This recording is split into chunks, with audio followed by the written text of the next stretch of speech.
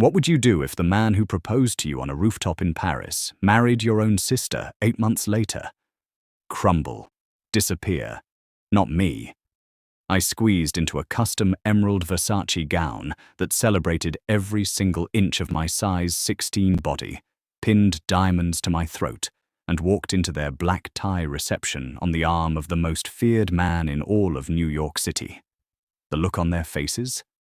Absolutely priceless. The consequences? Entirely worth it.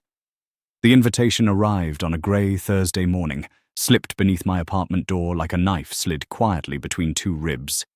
Mr. and Mrs. Raymond Calloway request the honor of your presence at the celebration of their daughter Sophia Calloway and Mr. Dominic Reeves.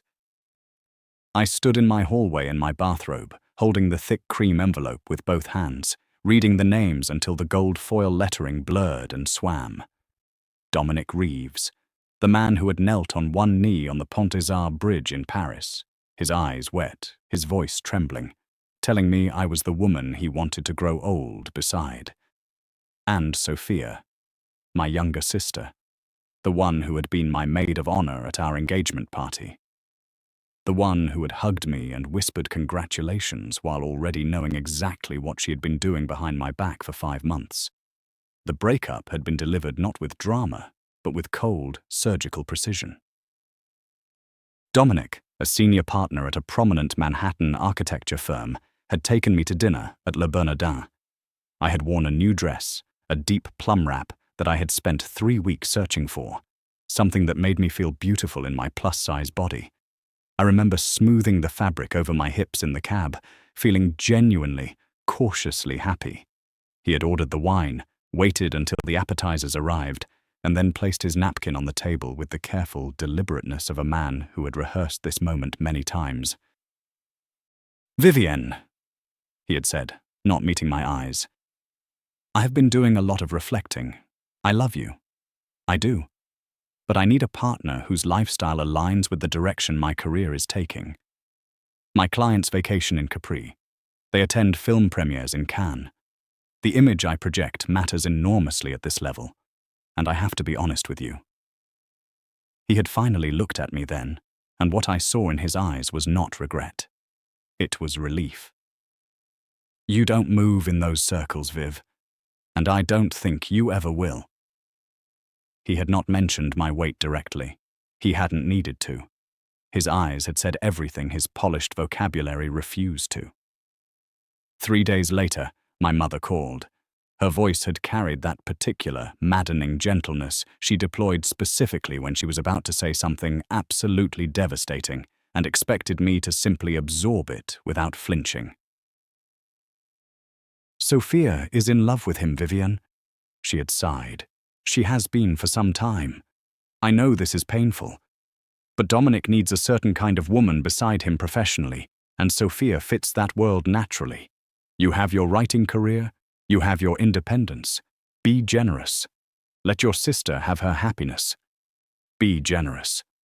I had set the phone down very slowly and sat in complete silence for a very long time.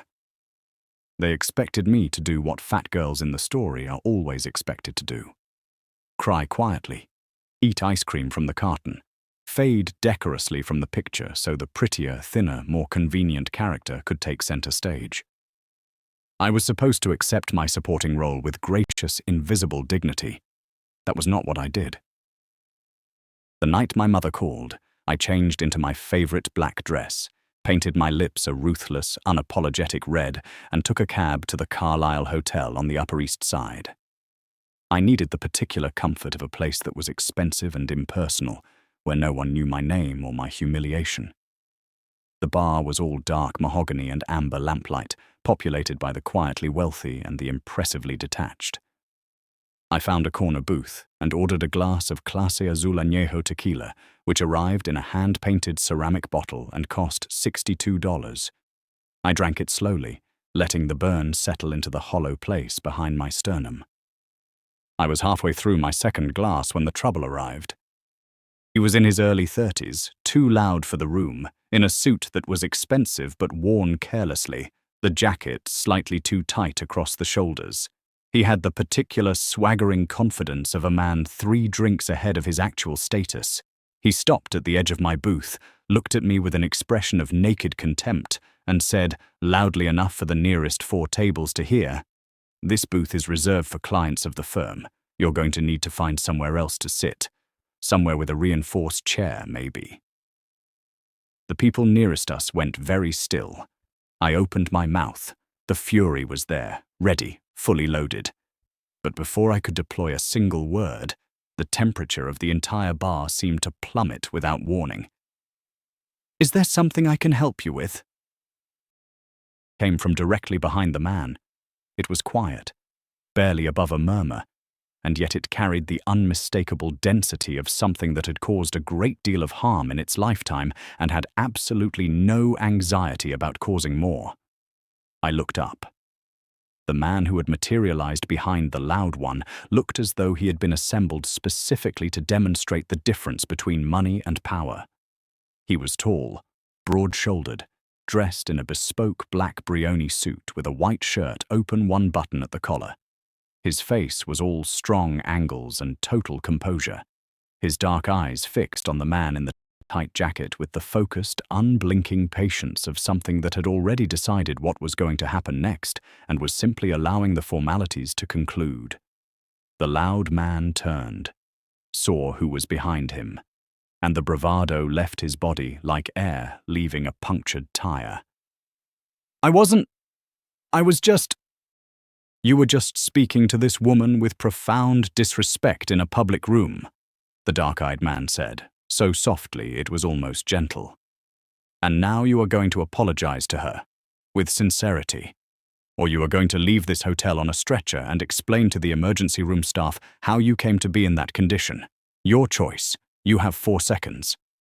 I'm sorry." The man's voice had shrunk to almost nothing. "I'm genuinely, truly sorry." The dark-eyed man studied him for one long, terrible moment. Then he simply tilted his chin fractionally to the left. 2 men who had been standing at the bar with the controlled stillness of people being paid to notice everything materialized instantly. They flanked the loud man and walked him very efficiently toward the exit. The dark-eyed man turned to me. The lethal, freezing quality in his expression dissolved, replaced by something that was warm and direct and entirely unnerving. "May I?" He gestured to the seat across from me. I stared at him. "You didn't have to do that." "I know," he said simply, settling into the booth. "I wanted to. I'm Nico. Vivienne. Nico Ferrante." The name hit me the way cold water hits you when you aren't expecting it. Sudden, comprehensive, impossible to ignore. Nicholas Ferrante. I had written about him once, 2 years ago, in a feature piece for a Manhattan lifestyle magazine that my editor had insisted I temper significantly before publication because, as she put it, some truths are too heavy for glossy paper. He was not simply a businessman. He was the operational head of the Ferrante Syndicate, a criminal organization so deeply embedded in the infrastructure of New York City that you could not move a shipping container, develop a block of real estate, or run a restaurant in certain neighborhoods without his family's knowledge or approval. He was 37 years old.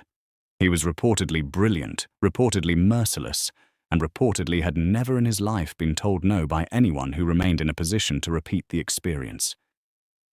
He was sitting across from me in a hotel bar, looking at my full curves with an attention that was frankly, openly appreciative, and asking, with genuine unhurried curiosity, why a woman with obvious fire in her eyes was drinking alone and looking like she was mourning something. The tequila had loosened everything that grief and fury had tightened. Before I fully understood what I was doing, I told him all of it. Dominic, Sophia, the dinner at Le Bernardin, my mother's phone call, the wedding invitation currently sitting on my kitchen counter like a small cream-colored grenade. Nico Ferrante listened to every word without interrupting. When I finished, I watched his jaw tighten almost imperceptibly. A muscle moved once in his cheek. "This man," he said, his voice carrying that quiet, particular edge, dismantled a woman of substance to accommodate his own smallness. He left a masterpiece because he lacked the sophistication to hang it. He paused. And your sister stood beside you at your engagement party while conducting an affair with your fiancé. Yes, I said. And your mother told you to be generous. She did. Nico was quiet for a moment, studying me with those dark, unreadable eyes. Then he leaned forward and rested one forearm on the table and said, in the tone of a man presenting a perfectly logical business proposal, "You are going to attend that wedding, Vivienne, and you are not going to walk in alone. You are going to walk in on my arm, in a gown that makes every person in that room acutely aware that they are in the presence of something exceptional. And by the end of the evening, I promise you, your ex-fiancé will understand with absolute clarity the magnitude of what he discarded." I looked at him for a long time. Why would you do that? He held my gaze with total steadiness. Because a man who looks at a woman like you and sees something inadequate deserves to spend the rest of his life understanding exactly what that decision cost him. The week that followed existed in a dimension entirely separate from ordinary life. On Tuesday, a black Rolls-Royce Cullinan arrived at my building at 9 in the morning. Nico's right-hand man, a composed, immaculately dressed man named Santi, handed me an envelope containing a matte black credit card and a single handwritten line in dark ink. "Dress for the woman you already are." I did not go to a department store. I called in every professional relationship I had built across 8 years of lifestyle journalism. By Wednesday afternoon, I was standing in a private atelier in the meatpacking district, while a designer who had dressed 2 Oscar winners and a princess measured every curve of my size 16 body with unhurried, matter-of-fact precision. The gown she produced by Friday was extraordinary. It was a deep, burning emerald silk, cut to celebrate a full figure rather than conceal one, with a corseted bodice that nipped my waist and a skirt that moved with the fluid authority of something alive. It had a neckline that was bold without apology and a slit that spoke of absolute self-possession. It was not a dress designed to make me look smaller. It was a dress designed to make the room feel it. On Saturday morning, a team arrived at my apartment. A makeup artist whose previous clients included a Grammy-winning artist and a former First Lady, and a stylist who pinned my dark hair into a sweeping, immaculate updo that made my cheekbones look like architecture. My lips were painted a deep, decisive crimson. My eyes were sharp and luminous. When the knock came at my door at 6:30, I smoothed the emerald silk, straightened my spine, and opened it. Nico Ferrante stood in my hallway in a black tuxedo cut with the precision of something that had been made specifically for his body and no other. His white shirt was immaculate. The pocket square was deep green, an exact match to my gown, and I understood that this was entirely deliberate. He looked at me from the doorway, and for a long, complete moment, the most feared man in New York City simply stared. The lethal, composed professionalism that defined his public face dissolved entirely. "Vivienne," he said very quietly, "you are extraordinary." He reached into the inner pocket of his tuxedo and produced a velvet case. Inside, on a bed of cream silk, lay a diamond and emerald necklace of such breathtaking weight and clarity that I felt my throat tighten. "Every general," he murmured, stepping behind me to fasten it around my neck, his fingers warm against my bare skin, "deserves the right armor." The drive to the venue took 40 minutes.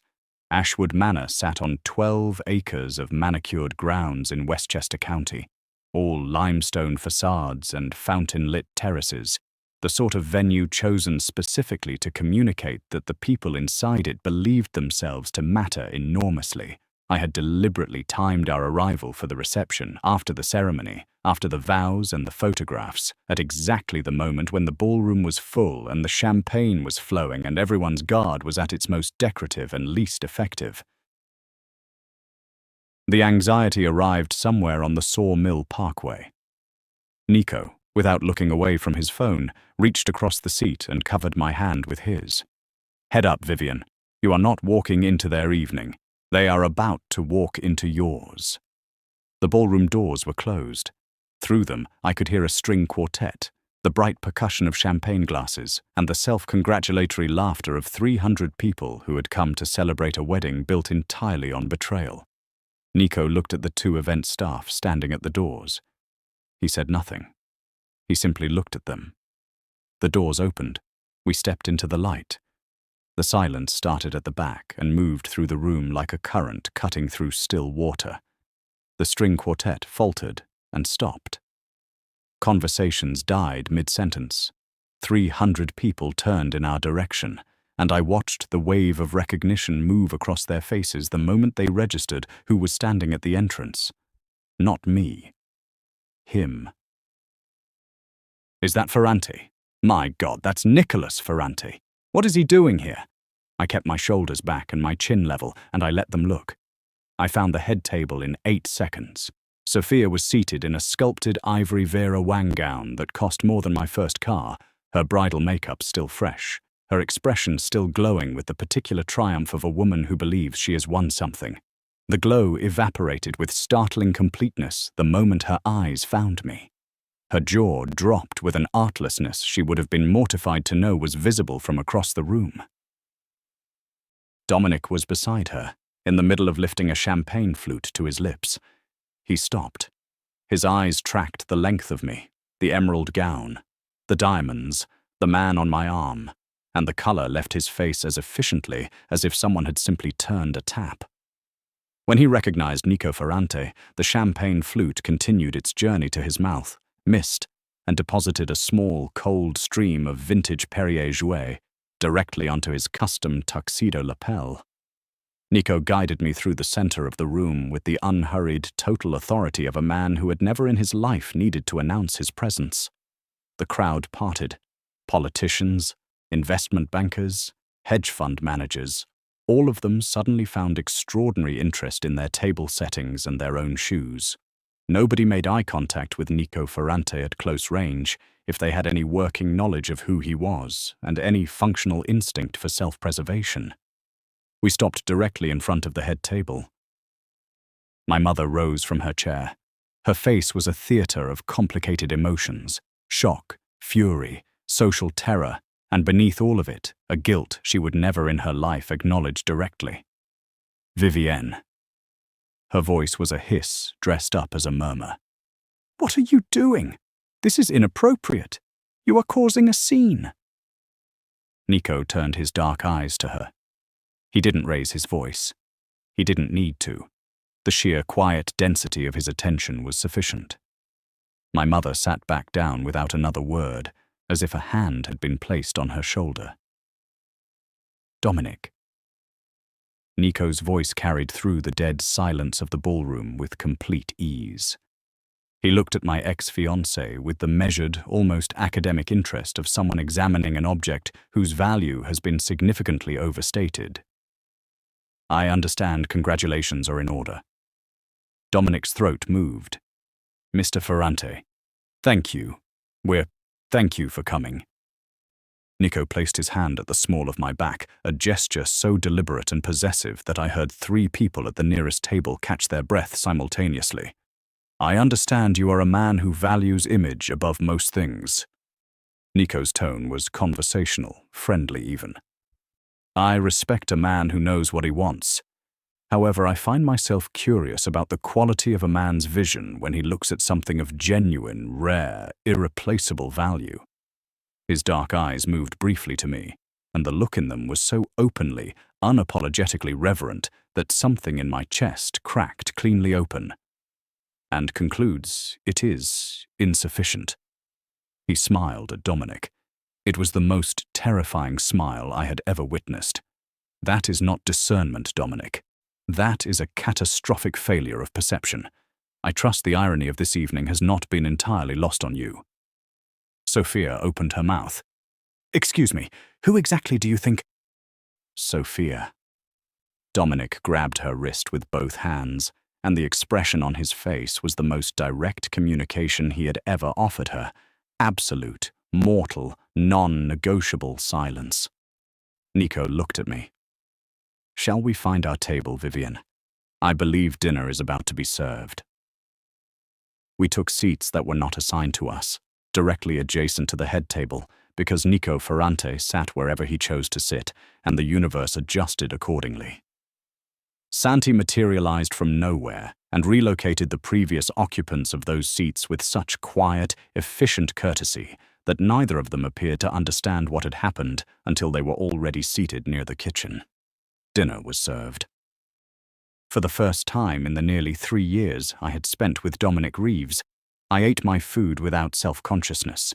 I had spent years modifying my appetite in his presence, ordering salads I did not want, pushing food around plates to perform a restraint I did not feel, absorbing his pointed looks at restaurant menus and his carefully worded comments about wellness and energy and how I would feel so much better if I simply.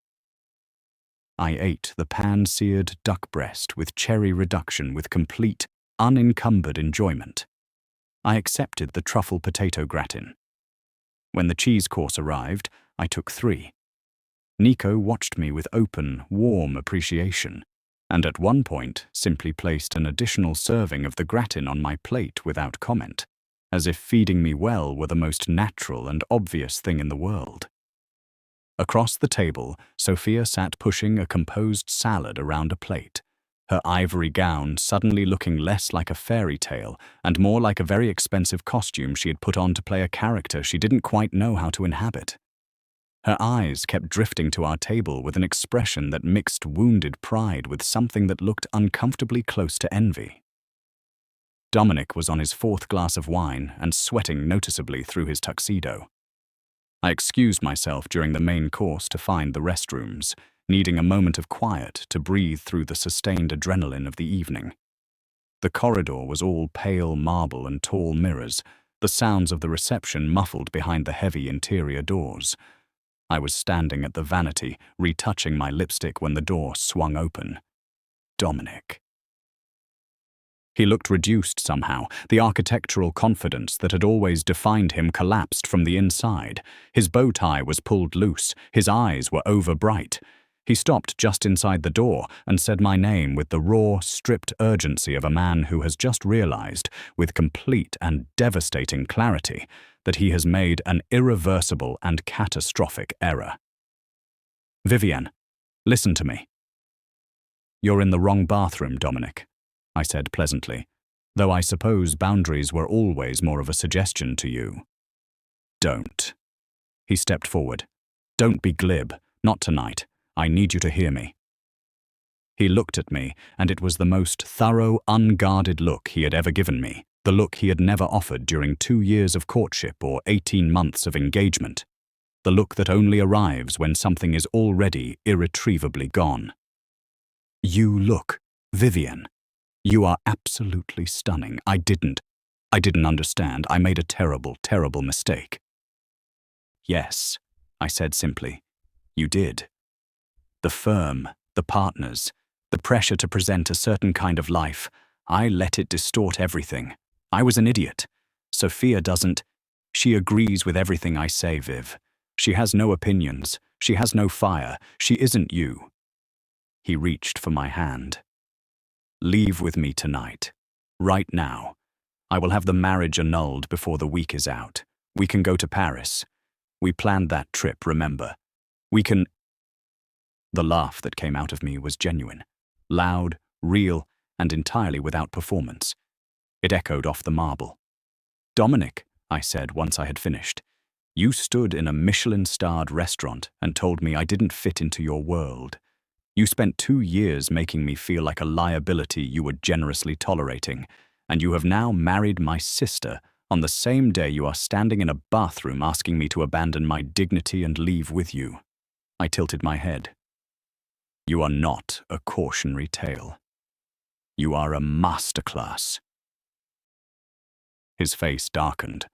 The contrition burned off cleanly, replaced by the cold, defensive arrogance underneath it. You think you're safe with Ferrante. You understand what he is? He's using you, Vivian. You're a prop, an accessory. A man like that doesn't genuinely want a woman who... The door came open. not opened, came open with the particular total authority of a man who does not knock. Nico Ferrante filled the doorway. He was not visibly angry. He was something considerably worse than angry. He was entirely, absolutely calm in the way that certain natural phenomena are calm in the seconds immediately before they become catastrophic. His right-hand man, Santi, stepped in behind him and positioned himself at the door without a word. "Dominic," Nico said, his voice barely above a conversational register, "I have a strong and consistent distaste for men who speak to women with contempt. I expressed this earlier this evening to another individual, and I see the lesson requires a broader audience." "Mr. Ferrante, I was simply—" Nico crossed the room in 4 strides. He did not strike Dominic. He took the lapels of Dominic's tuxedo in both hands, with a controlled, deliberate grip, lifted him fractionally onto the balls of his feet, and placed him against the marble wall with the door-closing finality of a man shelving something. The mirror above the vanity trembled. "You will not speak her name with anything less than the reverence it deserves," Nico said softly, his face very close to Dominic's. "You will not speak her body with anything less than gratitude for having once been in its presence. You had something of genuine and irreplaceable worth, and you returned it, because you are a man whose vision does not extend beyond the surface of things. That is your tragedy to carry.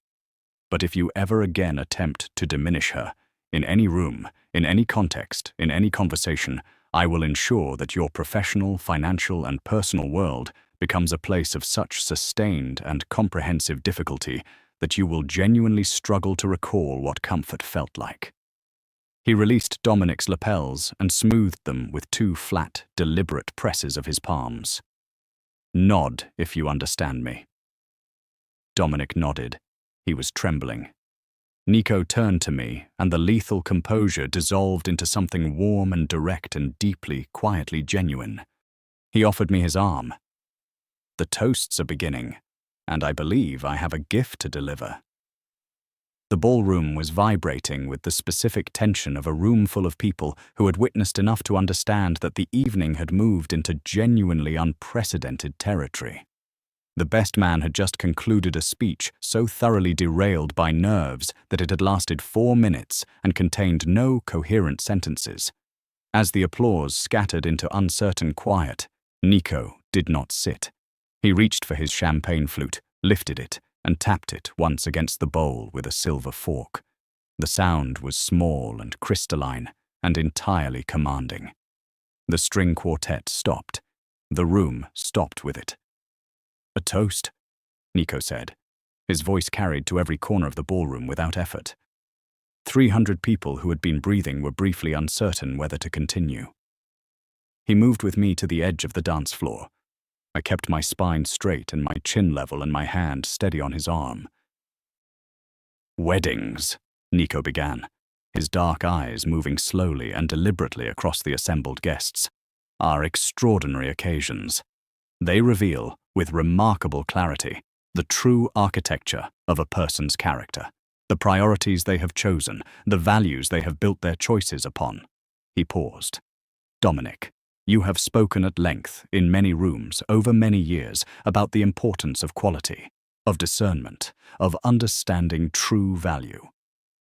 Another pause, longer this time. "I find it instructive, therefore, to examine what a man's choices actually demonstrate about the precision of his judgment." He let that settle. Sophia's face had passed through several colors in rapid succession and had arrived at a shade that communicated acute personal distress. My mother was holding her champagne flute with both hands.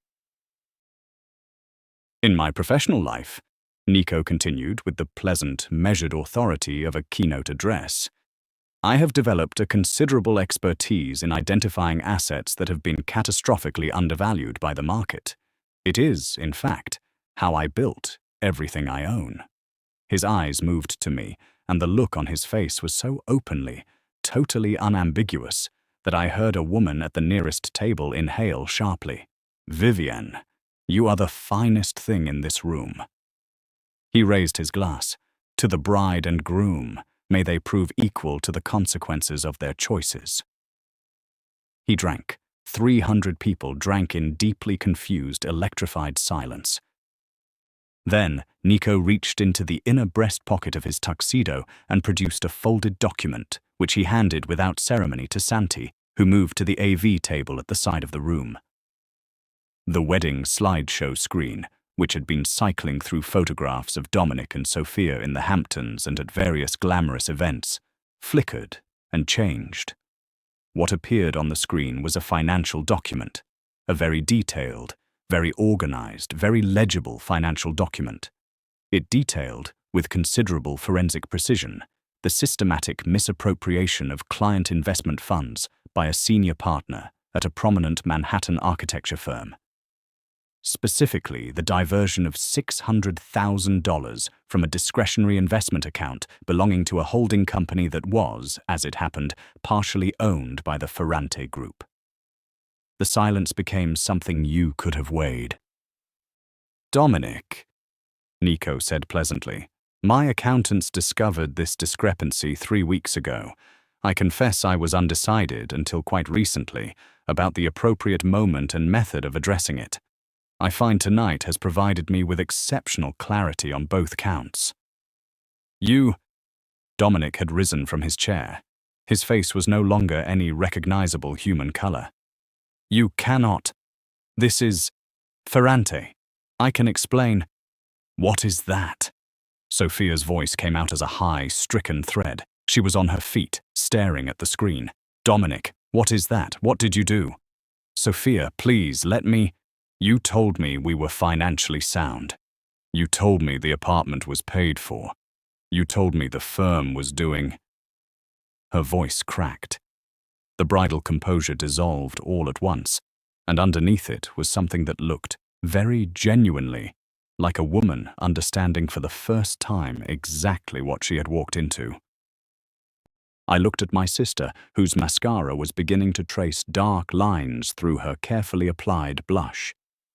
I looked at my mother, who had gone entirely still with the particular stillness of someone calculating damage in real time. I felt no triumph. I felt no grief. I felt, for the first time in 8 months, completely and absolutely free of all of it. "You did this," I said clearly, my voice carrying without effort through the total quiet. "Both of you. You looked at what we had, what I gave you, what I trusted you with, and you decided it wasn't enough for you. You deserved better. You deserved more. You deserved something sleeker and shinier and more convenient." I looked at Dominic directly. "I hope it was worth the price." The heavy oak doors at the back of the ballroom opened. 6 people entered in tactical navy windbreakers with 3 letters in clean yellow across the back: FBI.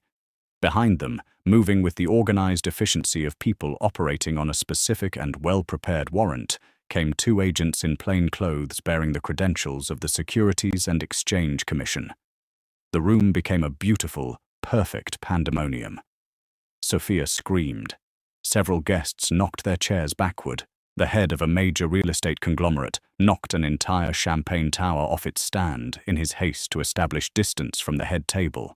Dominic ran, with the poorly considered desperation of a man whose plan had run out 3 steps ago, directly into Santi, who stepped into his path with the unhurried, total competence of someone who had anticipated exactly this and was mildly amused by it. Dominic went down. The federal agents were professionally unimpressed. They got him upright, got his hands behind his back, and got the cuffs on with a brisk efficiency that suggested this was extremely routine. As they walked him through the center of the ballroom, past the cake table, past the floral arrangements, down the aisle of his own reception toward the doors, Dominic looked back over his shoulder. He wasn't looking at Sophia. He was looking at me. Nico turned his back on all of it. He looked down at me, and the dangerous, cold authority that the rest of the world got from him was entirely, completely absent. What replaced it was something warm and direct and searingly genuine. He lifted one hand and traced the line of my jaw with a single, careful finger. "Vivian," he said quietly, "I made you a promise." I looked at the wreckage behind us, the arrested groom, the sobbing bride in her Vera Wang. My mother sitting with her hands in her lap and her mouth closed for possibly the first time in my adult life. 300 members of New York's wealthiest social tier who would be dining out on this story for the remainder of the calendar year. Then I looked at him, at the man who had heard my story in a hotel bar, decided without any deliberation that it was unacceptable, and then, with total, unhurried competence, simply fixed it. "You delivered," I said. Right there, in the light of the chandeliers, with the sound of federal agents and my sisters crying as the soundtrack Nicholas Ferrante pulled me close, tipped me back, and kissed me. It was a kiss that tasted of aged tequila and absolute conviction, and the very clear beginning of something extraordinarily dangerous and entirely irresistible. We did not stay for the cake. We walked out through the main doors of Ashwood Manor into the cool autumn night, hand in hand, leaving the beautiful wreckage of my past on the polished floor behind us. The Rolls-Royce was waiting at the bottom of the steps. Santi opened the door. We got in. As the car pulled away down the long gravel drive, I looked back once at the lit windows of the manor, at the silhouettes of 300 people still processing the most extraordinary wedding reception they would ever attend. Then I turned forward and didn't look back again. Did Vivian's entrance give you chills from the very first step, or was it Nico's toast that made you absolutely lose it? If you loved every second of watching this arrogant ex get precisely, thoroughly and elegantly destroyed, smash that like button and share this video with every person in your life who needs a reminder that they are never, under any circumstances, too much. Make sure you subscribe and ring the notification bell for more intense electric mafia romance stories every single week. Tell me in the comments, what was your favorite moment of the entire evening?